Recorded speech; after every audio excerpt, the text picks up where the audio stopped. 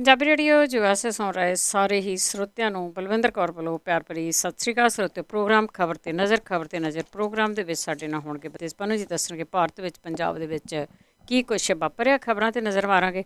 ਖਬਰਾਂ ਤੋਂ ਪਹਿਲਾਂ ਧੰਨਵਾਦ ਸਾਡੇ ਸਪਾਂਸਰ ਦਾ ਜਿਨ੍ਹਾਂ ਨੇ ਇਸ ਪ੍ਰੋਗਰਾਮ ਨੂੰ ਸਪਾਂਸਰ ਕੀਤਾ। ਸਭ ਤੱਕ ਪਹੁੰਚਾਇਆ Khalsa insurance agency San 4082722500 Gurdeep Singh Virdi ਕਲੋਵਸਤ ਰਾਮ ਸਿੰਘ ਸ਼ੇਰਗਿੱਲ ਸਲਮਾ ਮਨਜੀਤ ਸਿੰਘ ਦੀਵਾਨਾ ਰਜਨੋ ਚਰਨਜੀਤ ਸਿੰਘ ਬਟਵਾਲ ਪਿਆਰਾ ਸਿੰਘ ਰਾਹੁਲ ਗੁਰਪਾਲ ਸਿੰਘ ਗਿੱਲ ਸੈਕਰਾਮੈਂਟੋ ਰੇਸ਼ਮ ਸਿੰਘ ਨਿੱਜਰ ਜੁਬਸਰੀ Mandeep Singh Kalon Modesto Ravinder Singh Pritam Singh Gill Gurmeet Singh Surinder Kaur Thind Raminder Basra Bakersfield Gurmel Liddar Jaswant Singh Bakersfield ਟਰਕੀਆਣਾ ਇਮੀਗ੍ਰੇਸ਼ਨ ਲਾ ਫਰਮ 4159090503। ਆਪ ਸਭ ਦਾ ਬਹੁਤ ਬਹੁਤ ਧੰਨਵਾਦ ਕਰਦੇ ਹਾਂ। ਪ੍ਰੋਗਰਾਮਾਂ ਨੂੰ ਸਪਾਂਸਰ ਕਰਦੇ ਹੋ, ਸਭ ਤੱਕ ਪਹੁੰਚਾਉਂਦੇ ਹੋ, ਬਹੁਤ ਬਹੁਤ ਧੰਨਵਾਦ। ਸਾਡੇ ਨਾਲ ਜੁੜ ਚੁੱਕੇ ਨੇ ਬਲਤਿਸਪਾਨੀ। ਸਤਿ ਸ਼੍ਰੀ ਅਕਾਲ, ਸਵਾਗਤ ਹੈ। ਸਤਿ ਸ਼੍ਰੀ ਅਕਾਲ ਜੀ, ਧੰਨਵਾਦ ਜੀ, ਬਹੁਤ ਮਿਹਰਬਾਨੀ। ਗੱਲ ਕਰਦੇ ਹਾਂ ਸਭ ਤੋਂ ਪਹਿਲਾਂ ਕਿਸਾਨਾਂ ਦੀ। ਜਿਸ ਤਰ੍ਹਾਂ ਉਹਨਾਂ ਦੇ ਕਾਨੂੰਨ ਆ ਉਹ ਰੱਦ ਹੋ ਗਏ ਆ, ਹੁਣ 4 ਤਰੀਕ ਤੱਕ ਕਿਸਾਨਾਂ ਦੇ ਵਾਪਸ ਆਉਣ ਦੇ ਆਸਾਰ। ਇਸ ਗੱਲ ਦੀ ਪੂਰੀ ਉਮੀਦ ਹੈ ਜੀ ਕਿ 4 ਤਰੀਕ ਨੂੰ ਕਿਸਾਨਾਂ ਦੀ ਵਾਪਸੀ ਹੋ ਸਕਦੀ ਹੈ। 4 ਤਰੀਕ ਨੂੰ ਸੰਯੁਕਤ ਕਿਸਾਨ ਮੋਰਚੇ ਦੀ ਮੀਟਿੰਗ ਆ। ਮੀਟਿੰਗ ਅੱਜ ਵੀ ਆ। ਅੱਜ ਵਾਲੀ ਮੀਟਿੰਗ ਦੇ ਉੱਤੇ ਜ਼ਿਆਦਾ ਨਿਗਾਹਾਂ ਲੱਗੀਆਂ ਰਹਿਣਗੀਆਂ। 4 ਤਰੀਕ ਨੂੰ ਜਿਹੜੀ ਮੀਟਿੰਗ ਹੋਊਗੀ, ਸੰਭਾਵੀ ਰੂਪ ਦੇ ਵਿੱਚ ਉਸ ਦਿਨ ਵਾਪਸ ਆਪੋ ਆਪਣੇ ਸੂਬਿਆਂ ਨੂੰ ਕੂਚ ਕਰਨ ਦਾ ਐਲਾਨ ਕੀਤਾ ਜਾ ਸਕਦਾ। ਸੰਯੁਕਤ ਕਿਸਾਨ ਮੋਰਚਾ ਜਾਂ ਜਿਹੜੀਆਂ ਕਿਸਾਨ ਜਥੇਬੰਦੀਆਂ ਪੰਜਾਬ ਦੀਆਂ ਨੇ 32, ਉਹ ਇਹ ਚਾਹੁੰਦੀਆਂ ਨੇ ਕਿ ਜਦੋਂ ਵਾਪਸੀ ਹੋਵੇ ਸਾਂਝੇ ਤੌਰ ਦੇ ਉੱਤੇ ਵਾਪਸੀ ਹੋਵੇ, ਜਿਵੇਂ ਗਏ ਸੀ, ਕੱਲੇ ਕੱਲੇ ਨਾ ਆਉਣ। ਤੇ ਇੱਥੇ ਪੰਜਾਬ ਦੇ ਵਿੱਚ ਆ ਕੇ ਪੰਜਾਬ ਦੇ ਜ਼ਿਲ੍ਹਿਆਂ ਦੇ ਵਿੱਚ ਸਾਰੇ ਜਗ੍ਹਾ ਦੇ ਉੱਤੇ ਜੇਤੂ ਜਲੂਸ ਕੱਢੇ ਜਾਣ ਟਰੈਕਟਰ ਟਰਾਲੀਆਂ ਦੇ ਨਾਲ, ਤਾਂ ਕਿ ਲੋਕਾਂ ਦੇ ਵਿੱਚ ਜੋਸ਼ ਭਰਿਆ ਜਾਵੇ, ਜਿਨ੍ਹਾਂ ਲੋਕਾਂ ਨੇ ਸਾਥ ਦਿੱਤਾ ਇਹਦਾ। ਬਿਨਾਂ ਕਿਸੇ ਸ਼ੱਕ ਦੇ ਕਿਤੇ ਨਾ ਕਿਤੇ ਸਿਆਸੀ ਧਿਰਾਂ ਦੀ ਵੀ ਨੇੜੇ ਤੋਂ ਨਿਗਾਹ ਲੱਗੀ ਰਹੂਗੀ। ਕੁਝ ਧਿਰਾਂ ਡੋਰੇ ਪਾਉਣ ਦੇ ਯਤਨਾਂ ਦੇ ਵਿੱਚ ਨੇ, ਸਣੇ ਕਪਤਾਨ ਅਮਰਿੰਦਰ ਸਿੰਘ ਹੋਰਾਂ ਦੇ। ਐਕਚੁਅਲੀ ਜਿਹੜੀ ਸੈਂਟਰ ਦੀ ਸਰਕਾਰ ਹੈ, ਉਹਨੇ 5 ਨਾਮ ਮੰਗੇ ਆ ਕਿ 5 ਨਾਮ ਕਿਸਾਨ ਆਗੂਆਂ ਦੇ ਦਿਓ, ਜਿਹੜੀ MSP ਦੇ ਸੰਬੰਧੀ ਕਮੇਟੀ ਬਣਨੀ ਆ, ਉਹਦੇ ਵਿੱਚ ਸ਼ਾਮਲ ਕੀਤੇ ਜਾਣਗੇ।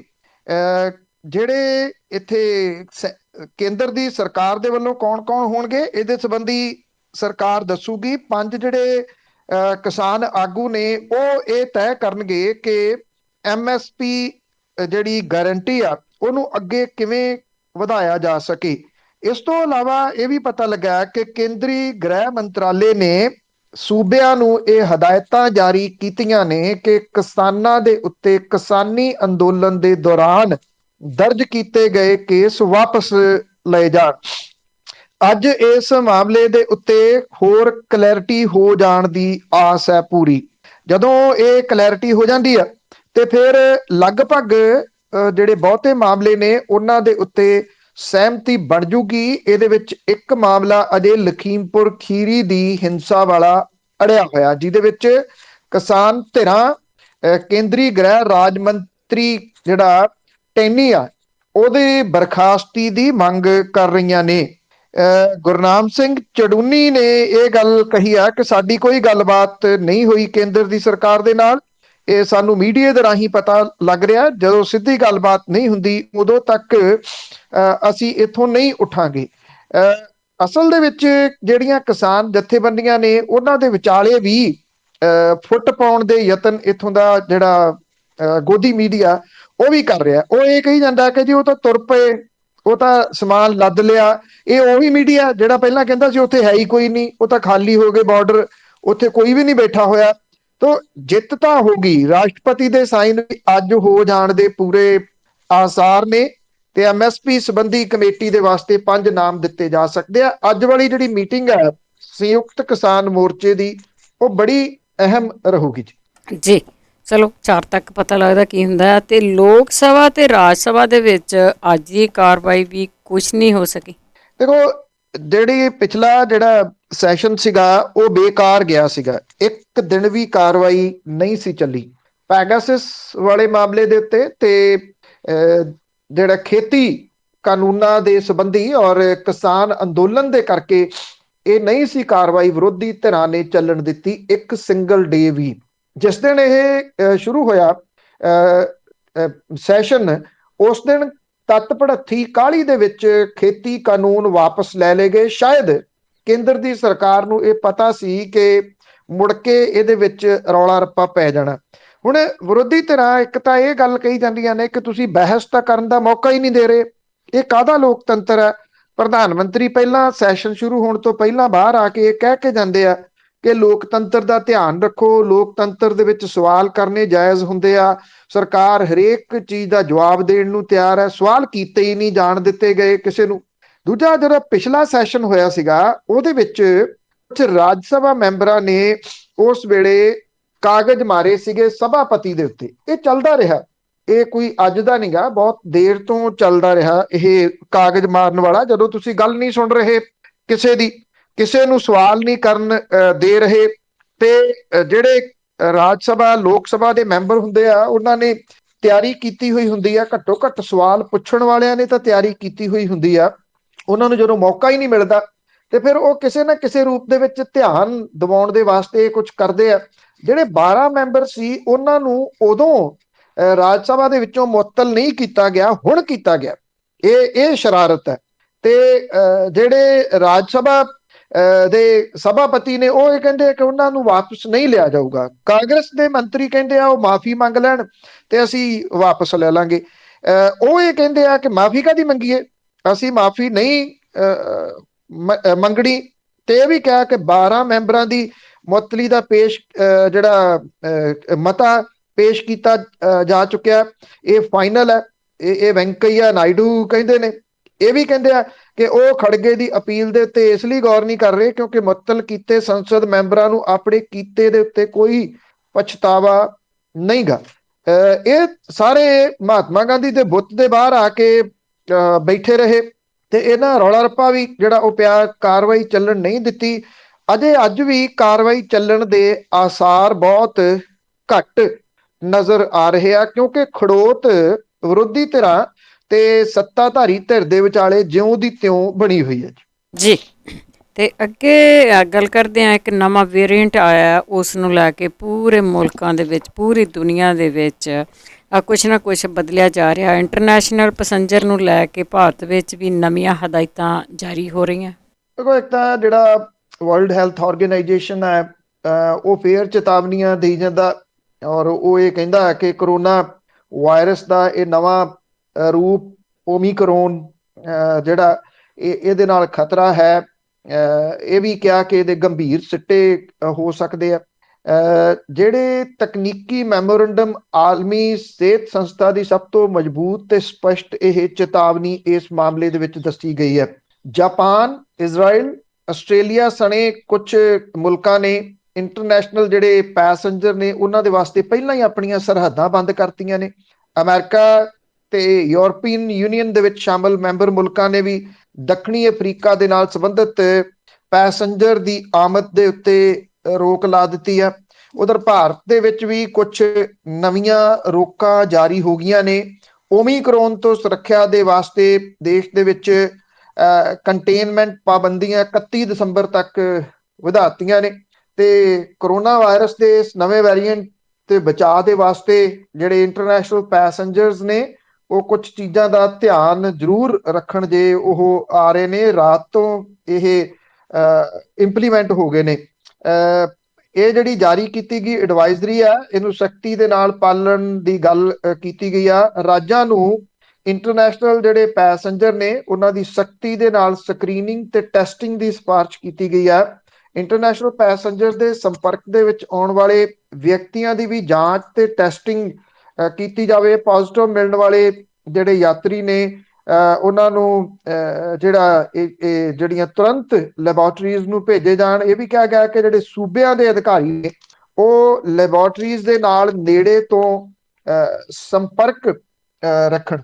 ਔਰ ਇਹ ਵੀ ਆਖਿਆ ਗਿਆ ਜੀ ਕਿ ਜਿਹੜੇ ਕੇਂਦਰ ਸਰਕਾਰ ਨੇ ਸੂਬਿਆਂ ਨੂੰ ਇਹ ਗੱਲ ਕਹੀ ਆ ਕਿ ਜਿਹੜੇ ਇੰਟਰਨੈਸ਼ਨਲ ਪੈਸੇਂਜਰ ਨੇ ਉਹਨਾਂ ਦੀ ਜਾਂਚ ਮੁੱਖ ਕੇਂਦਰਾਂ ਤੇ ਸਖਤੀ ਦੇ ਨਾਲ ਨਿਗਰਾਨੀ ਦੀ ਸਲਾਹ ਦਿੱਤੀ ਗਈ ਹੈ। ਇਹ ਵੀ ਕਿਹਾ ਗਿਆ ਕਿ ਉਹ ਕਿਸੇ ਵੀ ਤਰ੍ਹਾਂ ਦੀ ਅਣਗਹਿਲੀ ਤੋਂ ਗੁਰੇਜ਼ ਕਰਨ। ਮੁਲਕ ਦੇ ਵਿੱਚ ਵੱਖੋ ਵੱਖਰੇ ਏਅਰਪੋਰਟਾਂ ਦੇ ਉੱਤੇ ਨੇੜੇ ਤੋਂ ਨਿਗਾਹ ਰੱਖਣ ਦੇ ਹੁਕਮ ਜਾਰੀ ਕੀਤੇ ਗਏ ਆ। ਇਹ ਵੀ ਕਿਹਾ ਗਿਆ ਕਿ ਭਾਰਤ ਦੇ ਵਿੱਚ ਅਜੇ ਤੱਕ ਕੋਈ ਇੱਕ ਵੀ ਓਮੀਕਰੋਨ ਜਿਹੜਾ ਇਹ ਨਵਾਂ ਵੈਰੀਐਂਟ ਹੈ ਉਹਦਾ ਮਰੀਜ਼ ਨਹੀਂ ਹੈਗਾ। ਹਾਂ, ਉਂਝ ਜਿਹੜੇ ਸਿਹਤ ਮੰਤਰਾਲੇ ਨੇ ਅੰਕੜੇ ਜਾਰੀ ਕੀਤੇ ਆ ਉਹਦੇ ਵਿੱਚ ਕੋਰੋਨਾ ਵਾਇਰਸ ਦੇ 6990 ਨਵੇਂ ਕੇਸ ਮਿਲੇ ਆ, ਜਿਹੜੇ ਕਿ 551 ਦਿਨਾਂ ਦੇ ਵਿੱਚ ਸਭ ਤੋਂ ਘੱਟ ਹੈ ਜਿਹੜੇ ਨਵੇਂ ਮਰੀਜ਼ ਮਿਲਦੇ। ਪਰ ਇਹਦੇ ਵਿੱਚ ਕੋਈ ਵੀ ਜਿਹੜਾ ਮਰੀਜ਼ ਆ ਉਹ ਇਹ ਨਵੇਂ ਵੈਰੀਐਂਟ ਵਾਲਾ ਨਹੀਂਗਾ। ਪਰ ਜਿਹੜੀਆਂ ਏਅਰਪੋਰਟ ਦੇ ਉੱਤੇ ਪਾਬੰਦੀਆਂ ਨੇ ਉਹਦੇ ਕਰਕੇ ਕੁਝ ਸਮਾਂ ਲੱਗ ਸਕਦਾ ਹੈ। ਬਿਹਤਰ ਇਹ ਹੋਊਗਾ ਕਿ ਜੇਕਰ ਕੁਝ ਦਿਨਾਂ ਦੇ ਵਾਸਤੇ ਥੋੜਾ ਪੋਸਟਪੋਨ ਕੀਤਾ ਜਾਵੇ, ਕਿਉਂਕਿ ਉਹ ਬੈਟਰ ਹੈ ਬਜਾਏ ਇਹਦੇ ਕਿ ਫਿਰ ਕਿਸੇ ਜਗ੍ਹਾ ਦੇ ਉੱਤੇ ਜਾ ਕੇ ਸਟਕ ਹੋਣ ਦੇ। ਕਿਉਂਕਿ ਜਿਵੇਂ ਵਿਸ਼ਵ ਦੇ ਵਿੱਚ ਪਾਬੰਦੀਆਂ ਬੜੀ ਤੇਜ਼ੀ ਦੇ ਨਾਲ ਲੱਗਣੀਆਂ ਸ਼ੁਰੂ ਹੋਈਆਂ ਨੇ ਔਰ ਵਰਲਡ ਹੈਲਥ ਆਰਗੇਨਾਈਜੇਸ਼ਨਸ ਦੇ ਵੱਲੋਂ ਜਿਹੜੀਆਂ ਗਾਈਡਲਾਈਨਸ ਜਾਰੀ ਕੀਤੀਆਂ ਗਈਆਂ ਨੇ ਉਹਨਾਂ ਨੂੰ ਵੇਖਦਿਆਂ ਇਹ ਕਿਹਾ ਜਾ ਸਕਦਾ ਹੈ ਕਿ ਜਿਹੜਾ ਨਵਾਂ ਵੇਰੀਐਂਟ ਹੈ ਉਹ ਕੁਝ ਮੁਸ਼ਕਲਾਂ ਖੜੀਆਂ ਕਰ ਸਕਦਾ। ਔਰ ਸਿਆਣੇ ਕਹਿੰਦੇ ਆ ਕਿ ਦੁੱਧ ਦਾ ਸੜਿਆ ਲੱਸੀ ਵੀ ਫੂਕ ਫੂਕ ਕੇ ਪੀਂਦਾ। ਪਿਛਲੇ ਤਜਰਬਿਆਂ ਤੋਂ ਸਿੱਖਦਿਆਂ ਹੋਇਆਂ ਮੁਲਕ ਜਿਹੜੇ ਉਹ ਕੋਈ ਰਿਸਕ ਲੈਣ ਨੂੰ ਤਿਆਰ ਨਹੀਂ। ਬਿਲਕੁਲ ਜੀ, ਬਿਲਕੁਲ ਕੇਅਰਫੁਲੀ ਹੋਣਾ ਚਾਹੀਦਾ ਜੋ ਕੁਛ ਪਹਿਲਾਂ ਹੋਇਆ। ਤੇ ਅੱਗੇ ਕਾਂਗਰਸ ਦੀ ਸਰਕਾਰ ਦੀ ਬਹੁਤ ਦੇਰ ਦੀ ਗੱਲ ਸੁਣਦੇ ਆ ਕਿ ਘਰ ਘਰ ਨੌਕਰੀ ਆ ਉਹਨਾਂ ਨੇ ਦੇ ਰੱਖੀ ਆ, ਪਰ ਹੁਣ ਕਾਂਗਰਸੀਆਂ ਦੇ ਘਰ ਕਰੋੜਪਤੀਆਂ ਨੂੰ ਨੌਕਰੀਆਂ ਮਿਲ ਰਹੀਆਂ। ਦੇਖੋ, ਜਿਹੜੇ ਸੜਕਾਂ ਦੇ ਉੱਤੇ ਰੁਲਦੇ ਫਿਰਦੇ ਆ ਉਹ ਕਿਸੇ ਐਮਐਲਏ ਦੇ ਪੁੱਤ ਨਹੀਂ, ਕਿਸੇ ਮੰਤਰੀ ਦੇ ਜਵਾਈ ਨਹੀਂ ਗੇ, ਕਿਸੇ ਦੇ ਸਾਲੇ ਭਣੂਜੇ ਨਹੀਂ ਗੇ। ਤੋ ਇਸ ਕਰਕੇ ਉਹ ਤਾਂ ਟਾਵਰ ਦੇ ਉੱਤੇ ਹੁਣ ਇੱਕ ਸੋਹਣ ਸਿੰਘ ਚੜਿਆ ਹੋਇਆ, ਅੱਜ 6ਵਾਂ ਦਿਨ ਸ਼ੁਰੂ ਹੋ ਗਿਆ। ਉਹ ਈਟੀਟੀ ਅਧਿਆਪਕਾਂ ਦੇ ਵੱਲੋਂ ਆ, ਕਿਤੇ ਮੈਰੀਟੋਰੀਅਸ ਸਕੂਲਾਂ ਵਾਲੇ ਉਹ ਰੁਲਦੇ ਫਿਰਦੇ ਆ, ਕੰਪਿਊਟਰ ਟੀਚਰ ਜਿਹੜੇ ਨੇ ਉਹ ਰੌਲਾ ਪਾਉਂਦੇ ਫਿਰਦੇ ਆ ਥਾਂ ਥਾਂ ਦੇ ਉੱਤੇ। ਸਰਕਾਰ ਦੇ ਕੰਨਾਂ ਦੇ ਉੱਤੇ ਜੂੰ ਹੀ ਨਹੀਂ ਸਰਕ ਰਹੀ। ਕੈਪਟਨ ਅਮਰਿੰਦਰ ਸਿੰਘ ਹੋਰਾਂ ਦੇ ਵੇਲੇ ਵੈਸੇ ਨਾਰਾ ਉਹਨਾਂ ਨੇ ਦਿੱਤਾ ਸੀਗਾ, ਕੈਪਟਨ ਨੇ ਸਹੁੰ ਚੁੱਕੀ ਘਰ ਘਰ ਨੌਕਰੀ ਪੱਕੀ। ਲੋਕਾਂ ਨੂੰ ਸਮਝ ਨਹੀਂ ਲੱਗੀ ਵੀ ਜਿਹੜੇ ਕੈਪਟਨ ਦੇ ਨੇੜੇ ਤੇੜੇ ਵਾਲੇ ਆ ਉਹਨਾਂ ਦੇ ਘਰ ਘਰ ਦੇ ਵਿੱਚ ਨੌਕਰੀ ਪੱਕੀ ਹੋਣੀ ਸੀ। ਬੇਅੰਤ ਸਿੰਘ ਹੋਰਾਂ ਦੇ ਪੋਤੇ ਨੂੰ ਨੌਕਰੀ ਦਿੱਤੀ ਗਈ, ਫਿਰ ਐਮਐਲਏਜ਼ ਦੇ ਮੁੰਡਿਆਂ ਨੂੰ ਨੌਕਰੀ ਦਿੱਤੀ ਗਈ, ਰੌਲਾ ਪੈ ਗਿਆ। ਫਿਰ ਇੱਕ ਜਿਹੜਾ ਮੰਤਰੀ ਸੀ ਉਹਦੇ ਜਵਾਈ ਨੂੰ ਨੌਕਰੀ ਦੇ ਦਿੱਤੀ ਗਈ। ਇਸ ਤਰ੍ਹਾਂ ਦੀਆਂ ਨੌਕਰੀਆਂ ਉਦੋਂ ਵੀ ਕੱਢੀਆਂ ਗਈਆਂ।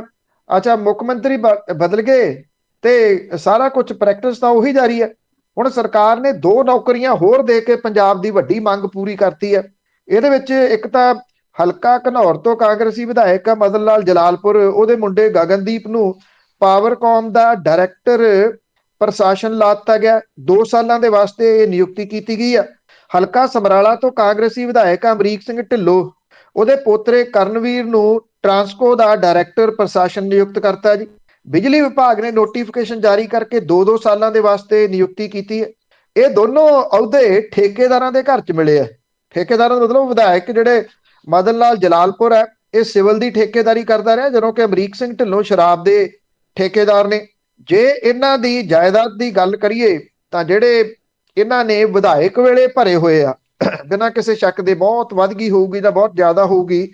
ਵਿਧਾਇਕ ਦੀ ਚੋਣ ਲੜਨ ਦੇ ਵੇਲੇ ਜੋ ਇਹਨਾਂ ਨੇ ਡਿਕਲੇਅਰ ਕੀਤਾ ਉਹਦੇ ਮੁਤਾਬਕ ਜਲਾਲਪੁਰ ਦੇ ਪਰਿਵਾਰ ਦੇ ਕੋਲੇ 4 ਕਰੋੜ ਦੀ ਜਾਇਦਾਦ ਆ, ਵਿਧਾਇਕ ਢਿੱਲੋਂ ਦੇ ਪਰਿਵਾਰ ਦੇ ਕੋਲੇ ਕੁਝ 17.25 ਕਰੋੜ ਰੁਪਏ ਦੀ ਜਾਇਦਾਦ ਹੈ, ਜਿਹਦੇ ਵਿੱਚ 30 ਲੱਖ ਰੁਪਏ ਦੇ ਗਹਿਣੇ ਵੀ ਉਹਦੇ ਸ਼ਾਮਲ ਹੈ।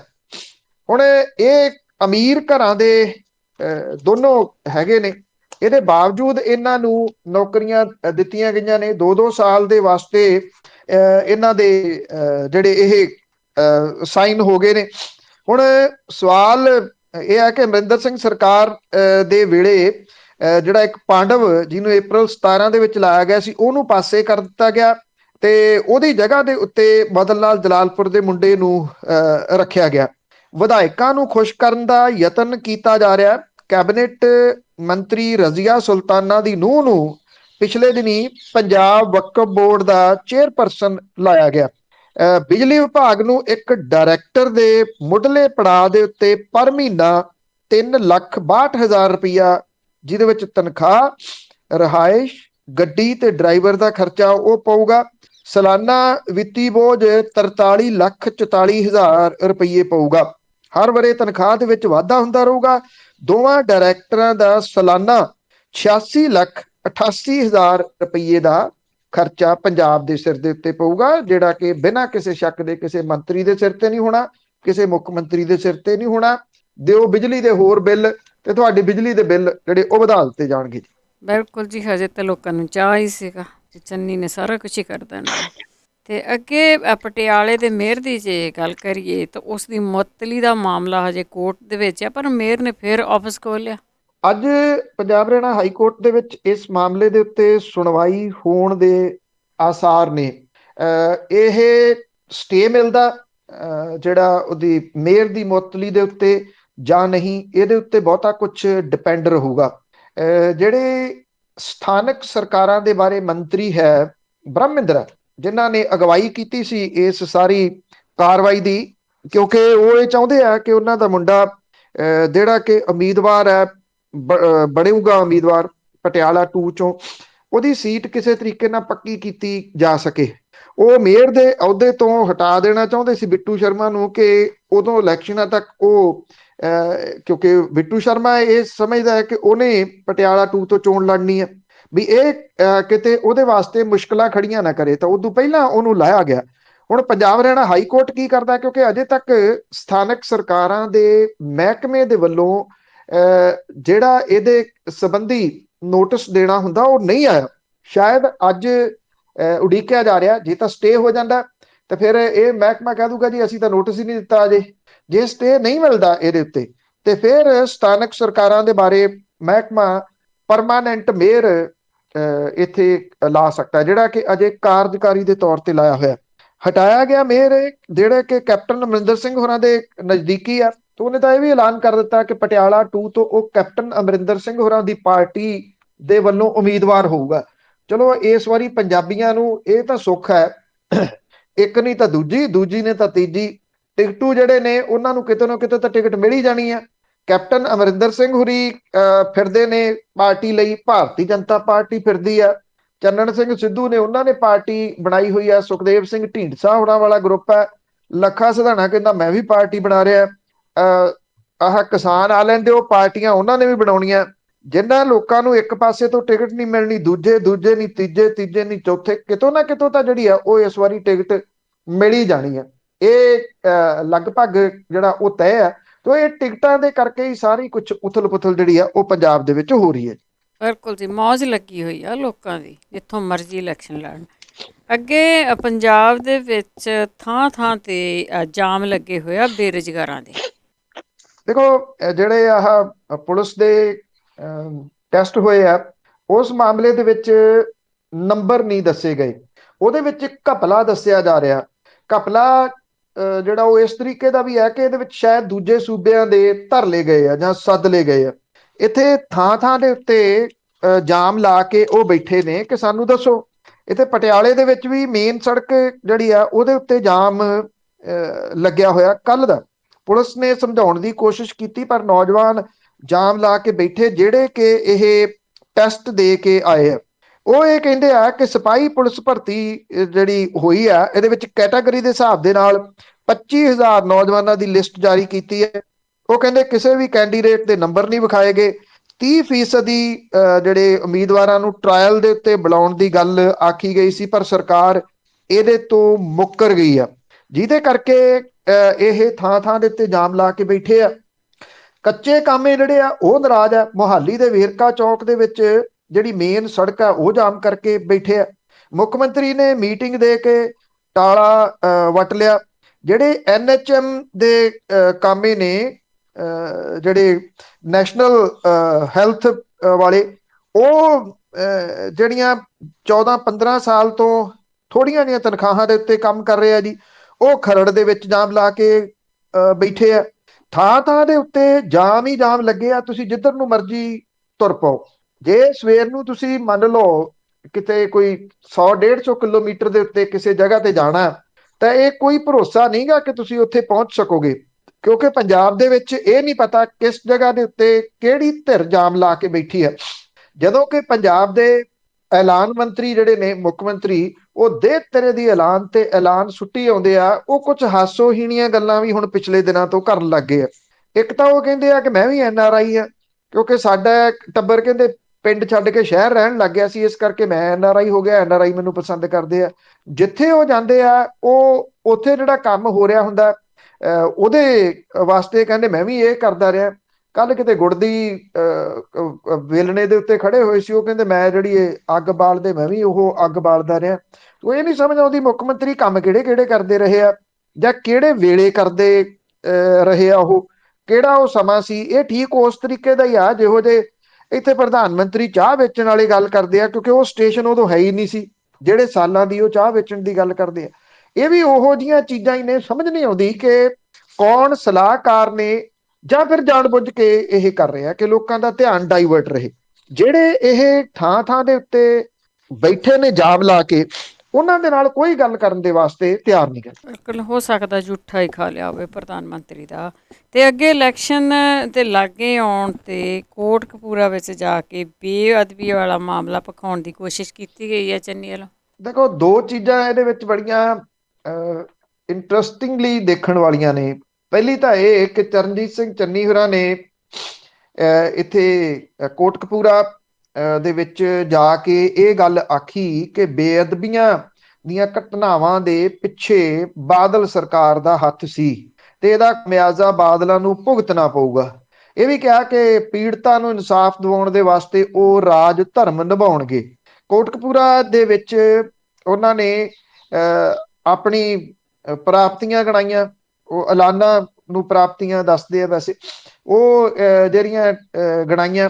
ਤੇ ਨਾਲ ਦੀ ਨਾਲ ਇਹ ਵੀ ਗੱਲ ਕਹੀ ਕਿ ਜਿਹੜੇ ਇਨਸਾਫ ਜ਼ਰੂਰ ਮਿਲੂਗਾ ਬਰਗਾੜੀ ਕਾਂਡ ਦਾ, ਬੇਅਦਬੀ ਕਾਂਡ ਦਾ, ਬਾਈਬਲ ਕਲਾਂ ਦੇ ਵਿੱਚ ਗੋਲੀ ਚੱਲਣ ਦਾ, ਕੋਟਕਪੂਰਾ ਦੇ ਵਿੱਚ ਪੁਲਿਸ ਤਸ਼ੱਦਦ ਦਾ। ਜਦੋਂ ਤੁਸੀਂ ਇਹਨਾਂ ਘਟਨਾਵਾਂ ਦਾ ਜ਼ਿਕਰ ਕਰਦੇ ਹੋ, ਇਹਨਾਂ ਘਟਨਾਵਾਂ ਦੀ ਗੱਲ ਕਰਦੇ ਹੋ, ਤਾਂ ਇੱਕ ਚੀਜ਼ ਤੁਹਾਡੇ ਸਾਹਮਣੇ ਆਉਂਦੀ ਆ ਕਿ ਇਹ ਘਟਨਾਵਾਂ ਵਾਪਰੀਆਂ ਕਿਉਂ। ਜਦੋਂ ਉਹਦੇ ਉੱਤੇ ਤੁਸੀਂ ਜਾਂਦੇ ਹੋ ਤਾਂ ਫਿਰ ਡੇਰਾ ਸਰਸਾ ਦੀ ਤਸਵੀਰ ਤੁਹਾਡੇ ਸਾਹਮਣੇ ਆਉਂਦੀ ਹੈ ਕਿ ਡੇਰਾ ਸਰਸਾ ਦੇ ਜਿਹੜੇ ਪ੍ਰੇਮੀ ਸੀ, ਉਹਨਾਂ ਨੂੰ ਪਿਛਲੇ ਦਿਨ ਫੜਿਆ ਗਿਆ ਸੀਗਾ, ਜ਼ਮਾਨਤ ਦੇ ਉੱਤੇ ਨੇ। ਜਾਂ ਸਿਰਸਾ ਡੇਰਾ ਜਿਹੜਾ ਉਹਦੇ ਤੋਂ SIT ਨੇ ਪੁੱਛਗਿੱਛ ਵੀ ਕੀਤੀ ਹੈ। ਸ਼ਾਇਦ ਯਾਦ ਹੋਵੇ ਲੋਕਾਂ ਨੂੰ, ਬਹੁਤੀ ਵਾਰੀ ਭੁੱਲ ਵੀ ਜਾਂਦਾ। ਦੂਜੇ ਪਾਸੇ ਜਿਹੜੇ ਕਾਂਗਰਸੀ ਆਗੂ ਨੇ, MLA ਨੇ ਜਿਨ੍ਹਾਂ ਦੇ ਵਿੱਚ ਸ਼ਾਮਲ, ਉਹ ਜਿਹੜੇ ਡੇਰਾ ਪ੍ਰੇਮੀਆਂ ਦੇ ਨਾਮ ਚਰਚਾ ਹੋ ਰਹੀ ਆ, ਜਿਹਦੇ ਵਿੱਚ ਉਹ ਆਪਣਾ ਸਿਆਸੀ ਪ੍ਰਭਾਵ ਛੱਡਣ ਦੀ ਕੋਸ਼ਿਸ਼ ਕਰ ਰਹੇ ਆ, ਸਿਆਸਤ ਦੇ ਵਿੱਚ ਹਾਜ਼ਰੀ ਲਗਾਉਣ ਦੀ ਕੋਸ਼ਿਸ਼ ਕਰ ਰਹੇ ਆ, ਉਹਦੇ ਵਿੱਚ ਜਾ ਕੇ ਹਿੱਸਾ ਲੈ ਕੇ ਆਏ ਆ। ਫਿਰੋਜ਼ਪੁਰ ਡਿਸਟ੍ਰਿਕਟ ਦੇ ਵਿੱਚ ਜਾਂ ਫਰੀਦਕੋਟ ਡਿਸਟ੍ਰਿਕਟ ਦੇ ਵਿੱਚ ਤੁਸੀਂ ਇੱਕ ਪਾਸੇ ਤਾਂ ਇਹ ਕਹਿ ਰਹੇ ਹੋ ਕਿ ਅਸੀਂ ਇਨਸਾਫ ਦਿਵਾਵਾਂਗੇ, ਲੋਕਾਂ ਨੂੰ ਇਹ ਵੀ ਕਹਿ ਰਹੇ ਹੋ ਕਿ SIT ਦੇਖੋ ਜੀ ਇਸ ਮਾਮਲੇ ਦੇ ਉੱਤੇ ਕਾਰਵਾਈ ਕਰ ਰਹੀ ਆ ਤੇ ਉਹਨੇ ਪੁੱਛਗਿੱਛ ਵੀ ਜਾ ਕੇ ਕੀਤੀ ਆ। ਤੁਹਾਡੇ ਜਿਹੜੇ ਬੰਦੇ ਨੇ ਉਹ ਡੇਰੇ ਦੀਆਂ ਵੋਟਾਂ ਦੇ ਉੱਤੇ ਆਸ ਲਾਈ ਫਿਰਦੇ ਨੇ, ਔਰ ਇਸ ਆਸ ਦੇ ਵਿੱਚ ਕਿ ਵੋਟਾਂ ਉਹਨਾਂ ਨੂੰ ਫੇਰ ਪੈ ਜਾਣਗੀਆਂ। ਮਤਲਬ ਕਿ ਦੋ ਮੂੰਹਾਂ ਵਾਲੀ ਜਿਹੜੀ ਗੱਲ ਹੁੰਦੀ ਸੀ ਪੁਰਾਣੀ, ਇਹ ਤਾਂ ਉਹਦੇ ਤੋਂ ਵੀ ਗਾਂਹ ਕੰਮ ਲੰਘ ਗਿਆ ਹੋਇਆ ਜੀ। ਇਹ ਤਾਂ ਕਈ ਮੂੰਹਾਂ ਵਾਲੀ ਗੱਲ ਹੈ। ਇੱਕ ਪਾਸੇ ਮੁੱਖ ਮੰਤਰੀ ਕਹਿੰਦੇ ਇਨਸਾਫ ਦਿਵਾਵਾਂਗੇ, ਕਿਹੜਾ ਇਨਸਾਫ ਦਿਵਾਉਣਗੇ ਜੀ? ਤੁਹਾਡੇ ਬੰਦੇ ਤਾਂ, ਤੁਹਾਡੇ MLA ਤਾਂ ਜਾ ਕੇ ਉੱਥੋਂ ਵੋਟਾਂ ਦੇ ਵਾਸਤੇ ਲੇਲੜੀਆਂ ਕੱਢ ਰਹੇ ਆ, ਤੇ ਉਹ ਕਿਵੇਂ ਕਾਰਵਾਈ ਹੋਣ ਦੇਣਗੇ ਜੀ? ਇਹ ਪੋਸੀਬਲ ਨਹੀਂ ਹੈ। ਬਿਲਕੁਲ ਇਹ ਤਾਂ ਸਦਾ ਹੀ ਹੁੰਦਾ ਜੀ, ਜਦੋਂ ਵੀ ਇਲੈਕਸ਼ਨਾਂ ਹੁੰਦੀਆਂ ਇਹਨਾਂ ਨੂੰ ਕੜੀ ਸ਼ਰਮ ਆ। ਅਖੀਰ ਦੇ ਵਿੱਚ ਗੱਲ ਕਰਦੇ ਹਾਂ ਵਰਲਡ ਏਡ ਡੇ ਦੇ ਉੱਤੇ। ਪੰਜਾਬ ਦੇ ਵਿੱਚ ਇੱਕ ਸੂਈ ਕਰਕੇ ਮਰੀਜ਼ਾਂ ਦੀ ਗਿਣਤੀ ਵੱਧ ਰਹੀ ਹੈ। ਕੋ ਜਿਹੜਾ ਏਡਜ਼ ਹੈ, ਕਿਉਂਕਿ ਕੋਈ ਸਮਾਂ ਸੀ ਜਦੋਂ ਇਹਦੇ ਉੱਤੇ ਕੋਈ ਗੱਲ ਕਰਨ ਨੂੰ ਤਿਆਰ ਨਹੀਂ ਸੀ ਹੁੰਦਾ, ਹੌਲੀ ਹੌਲੀ ਵਿਸ਼ਵ ਦੇ ਵਿੱਚ ਜਾਗਰੂਕਤਾ ਵੀ ਆਈ। ਕਿਉਂਕਿ ਕੁਝ ਜਿਹੜੀਆਂ ਜ਼ਿਆਦੀਆਂ ਬਿਮਾਰੀਆਂ ਫੈਲਣ ਵਾਲੀਆਂ ਨੇ ਉਹਨਾਂ ਦੇ ਵਾਸਤੇ ਅਵੇਅਰਨੈਸ ਰਹੇ ਇਹ ਦਿਨ ਮਨਾਏ ਜਾਂਦੇ ਆ। 1 ਦਸੰਬਰ ਵਿਸ਼ਵ ਦੇ ਵਿੱਚ ਵਰਲਡ ਏਡਜ਼ ਡੇ ਦੇ ਤੌਰ ਦੇ ਉੱਤੇ ਮਨਾਇਆ ਜਾਂਦਾ। ਜਿਹੜੀ ਜਾਗਰੂਕਤਾ ਉਹ ਜ਼ਰੂਰੀ ਆ। ਇੱਥੇ ਪੰਜਾਬ ਦੇ ਵਿੱਚ ਜਿਹੜੀ ਨੈਸ਼ਨਲ ਏਡਜ਼ ਕੰਟਰੋਲ ਆਰਗੇਨਾਈਜੇਸ਼ਨ ਹੈ, ਉਹਨੇ ਜਿਹੜੀ ਰਿਪੋਰਟ ਜਾਰੀ ਕੀਤੀ ਆ, ਉਹ ਇਹ ਗੱਲ ਕਹਿੰਦੀ ਆ ਕਿ ਪੰਜਾਬ ਦੇ ਵਿੱਚ ਇਸ ਵੇਲੇ 65,834 ਏਡਜ਼ ਦੇ ਮਰੀਜ਼ ਨੇ। 52,580 ਉਹ ਮਰੀਜ਼ ਨੇ ਜਿਨ੍ਹਾਂ ਨੂੰ ਪਤਾ ਕਿ ਉਹਨਾਂ ਨੂੰ ਏਡਜ਼ ਹੈ। ਇਹਦੇ ਵਿੱਚੋਂ ਜਿਹੜੇ ਮੇਲ ਨੇ 40,336 ਨੇ ਤੇ ਔਰਤਾਂ 25,499 ਨੇ। 1,802 ਬੱਚੇ ਨੇ ਜਿਨ੍ਹਾਂ ਨੂੰ ਏਡਜ਼ ਹੈ। ਸਾਲਾਨਾ ਜਿਹੜੇ ਨਵੇਂ ਮਰੀਜ਼ ਨੇ ਸਾਲ ਦੇ ਕੋਈ 2366 ਆ ਰਹੇ ਨੇ। ਇਹਦੇ ਵਿੱਚੋਂ ਜਿਹੜੇ ਟਰੱਕ ਚਲਾਉਣ ਵਾਲੇ ਨੇ ਉਹ 5403 ਨੇ। ਜਿਹੜੇ ਮਾਈਗ੍ਰੇਟਡ ਨੇ ਦੂਜੇ ਸੂਬਿਆਂ ਤੋਂ ਆਉਣ ਵਾਲੇ 22,880 ਨੇ। ਕੈਦੀ ਜਿਹੜੇ ਜੇਲ੍ਹਾਂ ਦੇ ਵਿੱਚ ਨੇ ਉਹ 14,962 ਨੇ। ਸਾਲ ਦੇ ਵਿੱਚ 1420 ਲੋਕਾਂ ਦੀ ਮੌਤ ਹੁੰਦੀ ਹੈ, ਜਿਹਦੇ ਵਿੱਚੋਂ ਮੇਲ ਦੀ 927 ਤੇ ਔਰਤਾਂ ਦੀ 493 ਹੈ। ਹੁਣ ਵੱਡਾ ਸਵਾਲ ਇਹ ਹੈ ਕਿ ਏਡਜ਼ ਜਿਹੜੀ ਉਹ ਫੈਲਦੀ ਕਿਵੇਂ ਆ। ਜਿਹੜੀ ਕਿਸੇ ਟਾਈਮ ਇਹਦੇ ਬਾਰੇ ਇਹ ਪਾਇਆ ਜਾਂਦਾ ਸੀਗਾ ਭਰਮ, ਪਰ ਇਹਨਾਂ ਦਿਨਾਂ ਦੇ ਵਿੱਚ ਇਹ ਜ਼ਰੂਰ ਹੈ ਕਿ ਜਿਹੜਾ ਇੱਥੇ ਨਸ਼ਾ ਹੈ ਉਹ ਇੱਕ ਬਹੁਤ ਵੱਡਾ ਇਹਦਾ ਰੀਜ਼ਨ ਹੈ। ਉਹ ਇਸ ਕਰਕੇ ਕਿ ਨਸ਼ੇੜੀ ਪੈਸੇ ਤੋਂ ਟੁੱਟੇ ਹੁੰਦੇ ਆ, ਉਹ ਇੱਕੋ ਸਰਿੰਜ ਨੂੰ ਵਰਤਦੇ ਆ। ਸਰਿੰਜ ਵਰਤਨ ਦੀ ਵਜ੍ਹਾ ਕਰਕੇ ਇਹ ਏਡਜ਼ ਦੀ ਬਿਮਾਰੀ ਜ਼ਿਆਦਾ ਲਾਗ ਜਿਹੜੀ ਬਿਮਾਰੀ ਨਹੀਂ ਲਾਗ ਜਿਹੜੀ ਆ ਉਹ ਫੈਲ ਰਹੀ ਹੈ। ਜਿਹੜੀ ਇੱਥੇ ਪੰਜਾਬ ਦੀ ਜੇ ਆਪਾਂ ਗੱਲ ਕਰੀਏ ਤਾਂ 48% 48% ਜਿਹੜੀ ਲਾਗ ਹੈ ਇਹ ਏਡਜ਼ ਦੀ ਉਹ ਸਰਿੰਜ ਤੇ ਸੂਈ ਇੱਕੋ ਜਿਹੜੀ ਵਰਤਣੀ ਉਹ ਕਾਰਨ ਬਣ ਰਹੀ ਹੈ। ਟੌਪ 5 ਰਾਜਾਂ ਦੇ ਵਿੱਚ ਦਿੱਲੀ ਤੇ ਚੰਡੀਗੜ੍ਹ ਵੀ ਸ਼ਾਮਿਲ ਹੈ। ਦਿੱਲੀ ਦੇ ਵਿੱਚ ਸਰਿੰਜ ਦੇ ਨਾਲ ਇੱਕੋ ਸਰਿੰਜ ਵਰਤਣ ਦੇ ਨਾਲ ਲੱਗ ਰਹੀ ਏਡਜ਼ ਜਿਹੜੀ ਆ ਉਹਦੀ ਦਰ 14% ਹੈ, ਪੰਜਾਬ 'ਚ 48% ਹੈ, ਚੰਡੀਗੜ੍ਹ ਦੇ ਵਿੱਚ ਇਹ 11% ਹੈਗੀ ਆ। ਤੋ ਜਦੋਂ 17 ਵਾਲੀਆਂ ਚੋਣਾਂ ਹੋਈਆਂ ਸੀ ਤੇ ਉਦੋਂ ਗੁਟਕਾ ਚੁੱਕ ਕੇ ਜਿਹੜੀ ਸਹੁੰ ਖਾਧੀ ਗਈ ਸੀਗੀ ਕਿ ਜੀ ਅਸੀਂ 4 ਹਫ਼ਤਿਆਂ ਦੇ ਵਿੱਚ ਨਸ਼ੇ ਦਾ ਲੱਕ ਤੋੜ ਦੇਣਾ। ਉਹ ਲੱਕ ਤਾਂ ਨਹੀਂ ਟੁੱਟਿਆ। ਮੈਨੂੰ ਇਹ ਆ ਰਿਹਾ ਸੀ ਵੀ ਉਹ ਨਾ ਹੋਵੇ ਵੀ ਇਹ ਜਿਹੜੇ ਸਿਆਸਤਦਾਨ ਨੇ ਇਸ ਵਾਰੀ ਵਾਅਦਾ ਕੁਛ ਇਦਾਂ ਦਾ ਕਰ ਦੇਣ ਬਈ ਇਹ ਤਾਂ ਸਾਡੇ ਤੋਂ ਮੁੱਕਿਆ ਨਹੀਂ, ਚਲੋ ਅਸੀਂ ਸੂਈਆਂ ਫਰੀ ਦੇਵਾਂਗੇ। ਨਹੀਂ, ਪਰ ਉਹਨਾਂ ਨੂੰ ਤਾਂ ਇਹ ਵੀ ਨਹੀਂ ਦੇਣੀਆਂ, ਉਹਨਾਂ ਨੂੰ ਫਾਇਦਾ ਵੇਚ ਕੇ। ਬਹੁਤ ਧੰਨਵਾਦ ਬਲਤੇਜ ਪੰਨੂ ਜੀ। ਮਿਹਰਬਾਨੀ ਜੀ, ਧੰਨਵਾਦ ਜੀ, ਸਤਿ ਸ਼੍ਰੀ ਅਕਾਲ। ਸਤਿ ਸ਼੍ਰੀ ਅਕਾਲ ਜੀ। ਤੇ ਸਰੋਤੇ ਸਨ ਬਲਤੇਜ ਪੰਨੂ ਜੀ ਜੋ ਸੜਦੇ ਨੇ ਜੁੜਦੇ ਨੇ ਕਰਦੇ ਨੇ ਖਬਰਾਂ। ਇਸੇ ਦੇ ਨਾਲ ਸਾਡਾ ਅੱਜ ਦਾ ਬੁਲੇਟਿਨ ਇੱਥੇ ਹੀ ਸਮਾਪਤ। ਬਲਵਿੰਦਰ ਕੌਰ ਵੱਲੋਂ ਆਪ ਸਭ ਨੂੰ ਹੀ ਸਤਿ ਸ਼੍ਰੀ ਅਕਾਲ।